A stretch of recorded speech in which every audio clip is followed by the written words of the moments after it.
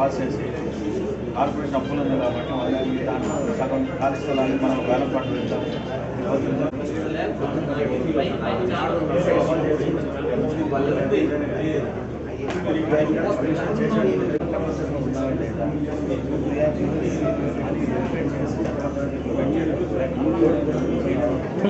ఏం చేతులు చూడండి సీఎం గడికి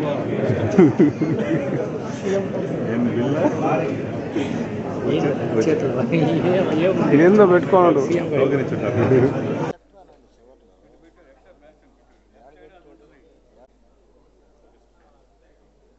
నెల్లూరు నగర ప్రజలకు నమస్కారం. ఈరోజు నెల్లూరు నగరపాలక సంస్థ కార్యాలయం నందు ప్రజా సమస్యల పరిష్కార వేదిక ద్వారా ఇప్పటివరకు 46 మంది వివిధ సమస్యలపైన అర్జీలు సమర్పించి ఉన్నారు. ఇందులో ముఖ్యంగా టిడ్కో హౌసెస్ సంబంధించి టిడ్కో ఇల్లు ఇప్పటికే పూర్తయిపోయి అలాట్మెంట్ కావాల్సినటువంటి వారు అలాట్మెంట్ చేసిన తర్వాత ఇంకా కొందరు ఇళ్లలో చేరలేదు. అలా చేరినటువంటి వారు ముఖ్యంగా 300 SFTకి సంబంధించి 508 మంది ఇళ్లను క్యాన్సిల్ చేసి ఎవరికైతే అర్హత ఉందో వారందరికీ కూడా అలాట్ చేయడానికి ఇప్పటికే ప్రతిపాదనలు సిద్ధం చేసి ఉన్నాము. ఇవి గౌరవ ప్రజాప్రతినిధులు, మినిస్టర్ గారు, అదేవిధంగా ఇన్ఛార్జ్ మినిస్టర్ గారి యొక్క ఆమోదంతో మరికొన్ని రోజుల్లో ఈ రీఅలాట్మెంట్ ప్రాసెస్ అనేటువంటిది జరగనుంది. కాబట్టి టిడ్కో లబ్ధిదారులు ఎవరికైతే ఇల్లు కేటాయించి ఇంకా ఇళ్లలో చేరలేదో వారికి ఇప్పటికే నోటీసులు జారీ చేసి ఉన్నాము. మొదటి నోటీసు, రెండో నోటీసు కూడా. వారు కనుక స్పందించకపోయినట్లయితే ఆ ఇళ్లను క్యాన్సిల్ చేసి అర్హులైనటువంటి కొత్త లబ్ధిదారులకి ఇవ్వడం జరుగుతుంది. దయచేసి అందరూ కూడా ముఖ్యంగా 300 SFT కేటగిరీ కానీ 365 కానీ 430 కేటగిరీస్ వారు ఎవరికైతే ఇప్పటికే రిజిస్ట్రేషన్ కాబడిందో, ఎక్కడైతే ఇళ్ల నిర్మాణాలు పూర్తయ్యాయో దయచేసి వారందరూ ఇళ్లలో చేరవలసిందిగా మరొకసారి విజ్ఞప్తి చేస్తున్నాను. లేనట్లయితే ఆ ఇళ్లను క్యాన్సిల్ చేసి ప్రత్యామ్నాయ లబ్ధిదారులకు ఇవ్వడం జరుగుతుంది. నెల్లూరు నగరపాలక సంస్థకు సంబంధించి నగరంలో అనేక అభివృద్ధి కార్యక్రమాలు జరుగుతూ ఉన్నాయి.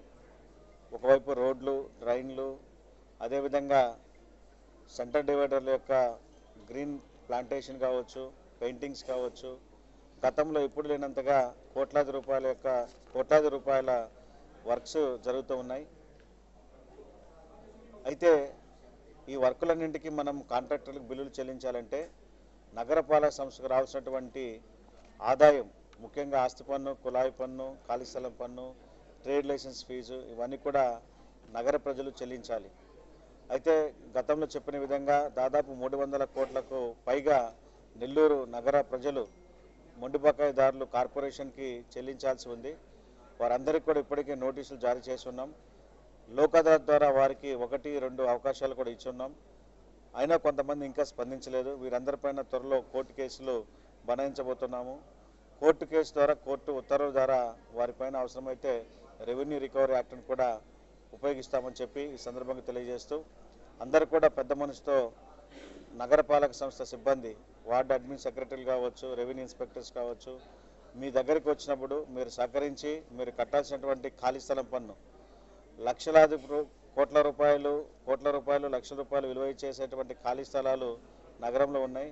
కానీ ఖాళీ స్థలం పన్ను కట్టడం లేదు. అట్లాగే అందరూ కూడా వాటర్ ట్యాప్ కనెక్షన్లు ఉపయోగించుకుంటున్నారు, కానీ వాటర్ ట్యాక్స్ కట్టడం లేదు.